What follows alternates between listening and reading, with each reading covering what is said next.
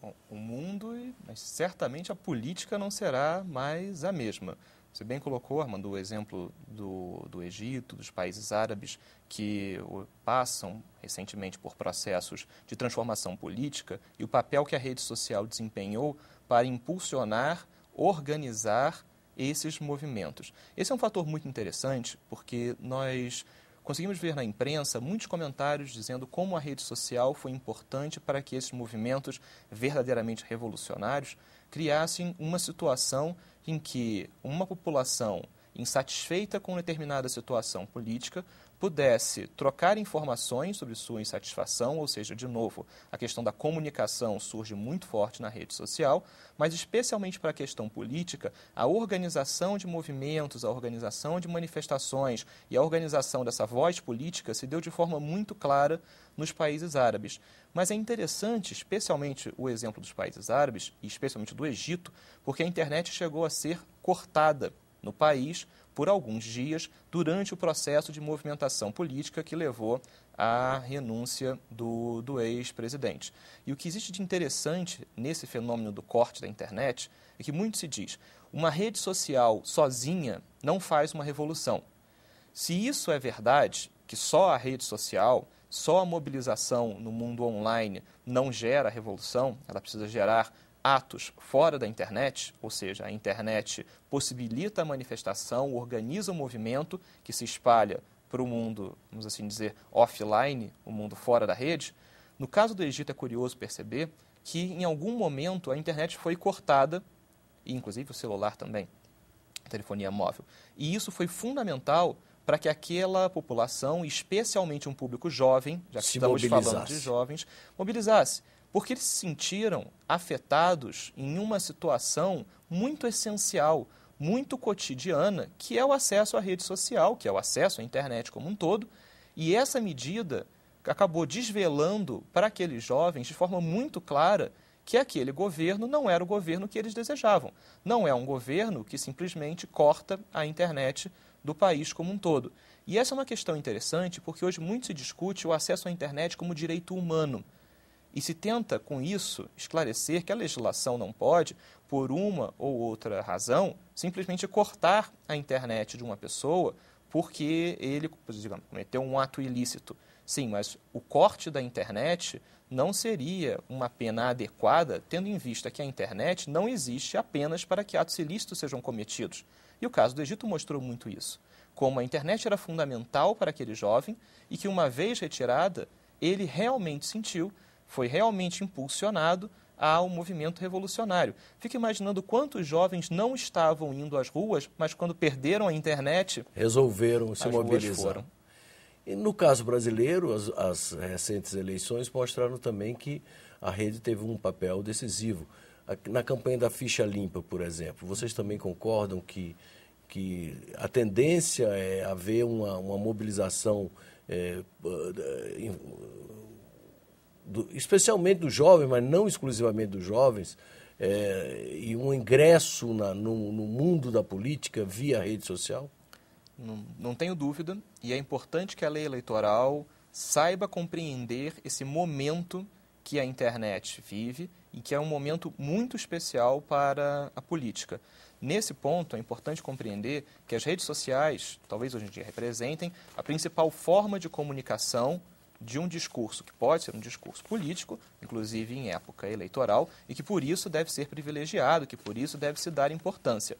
Mas é importante perceber que a internet modifica bastante, não só como o candidato se comunica com os seus eleitores, e aí realmente o Twitter é uma ferramenta fantástica que o Congresso tem utilizado de forma bastante efetiva para que os congressistas possam se comunicar com os seus seguidores do Twitter e que possam informar sobre as suas ideias, as suas pautas, a sua atuação. Mas além do Twitter e além do Orkut, do Facebook, das redes sociais, é importante perceber que a internet possibilita, através dos sites de vídeo, dos sites de comunicação, de colaboração de conteúdo, a formação de uma série de peças, de uma série de materiais que podem ser instrutivos para a campanha.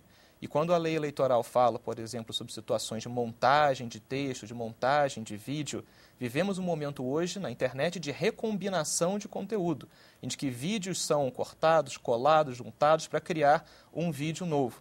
E é importante perceber como esse momento de internet possibilita uma forma de comunicação bastante sensível e que deve ser olhada com carinho. É claro, atos ilícitos devem sempre ser coibidos, mas vivemos um momento em que a lei precisa dar atenção à forma de expressão que a internet possibilita. Ampliação da banda larga.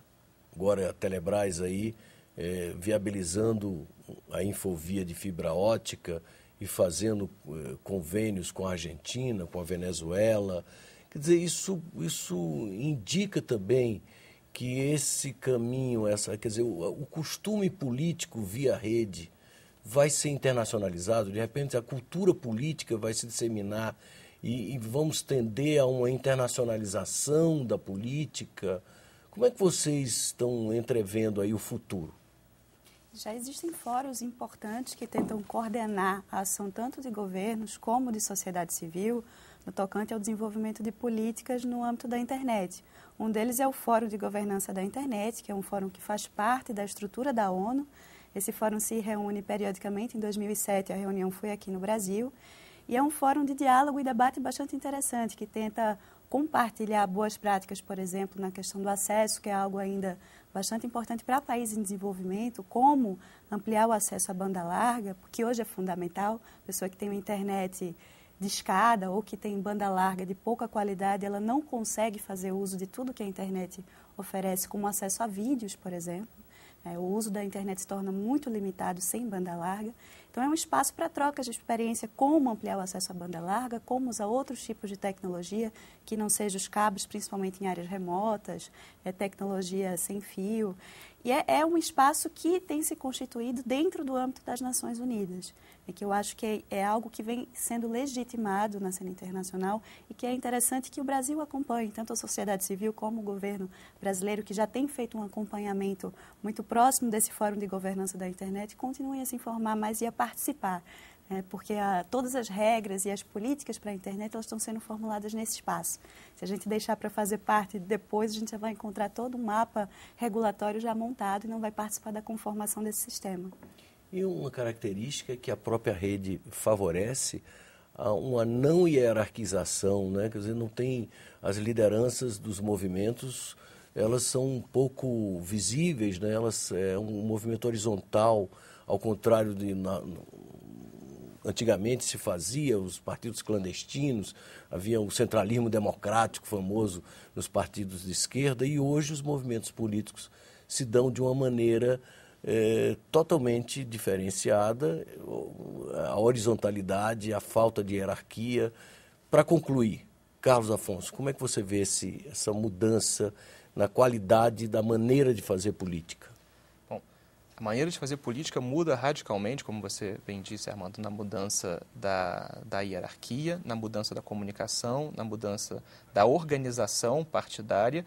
E é interessante perceber como a internet, inclusive, passa cada vez mais a fazer parte do programa de uma campanha eleitoral, a atenção que o candidato dá a esse tema, e como na própria formação de um partido, isso influencia. De um lado, porque uma das grandes vantagens da internet é encurtar distâncias. Logo, se um partido precisa buscar novos afiliados, precisa comunicar as suas ideias, criar um público que possa escutar o que ele tem a dizer e seguir e reproduzir esse conteúdo, a internet é o meio de comunicação ideal para que isso aconteça, dada a facilidade de organização, de comunicação e esse verdadeiro encurtamento de distâncias, que é algo que todo partido precisa. E é interessante que a internet se torna, tanto de um lado, instrumento para a organização partidária, como para outro, se torna objeto da mobilização do partido, da formação do seu plano eleitoral, e aí percebemos nas últimas eleições como as tecnologias, e especialmente a internet, figuram cada vez mais como um ponto crucial do plano de campanha dos nossos candidatos das eleições passadas e certamente será das eleições futuras. E até uso pelos parlamentos supranacionais que estão se formulando, o Parlamento da União Europeia, nosso Parlamento no Mercosul cuja sede fica em Montevidéu, fica distante dos representados. A gente vai ter a primeira eleição direta para o parlamento em breve e vai ser importante utilizar a internet e os mecanismos digitais para manter contato e uma relação de transparência com aquelas pessoas que a gente vai eleger para o parlamento do Mercosul. Eu queria agradecer a vocês a oportunidade dessa conversa interessantíssima que nós tivemos. Obrigado. Vamos acompanhar muito de perto o debate sobre o marco civil, quando ele chegar. Certamente vamos convidar vocês lá do Centro de Tecnologia e Sociedade da FGV para voltarem a conversar conosco sobre esse assunto que interessa uma quantidade imensa de brasileiros. Vocês acabam de assistir ao Cidadania. Eu conversei com Carlos Afonso Pereira de Souza e Marília Maciel, ambos do Centro de Tecnologia e Sociedade da Fundação Getúlio Vargas. E o tema da nossa conversa foram as redes sociais.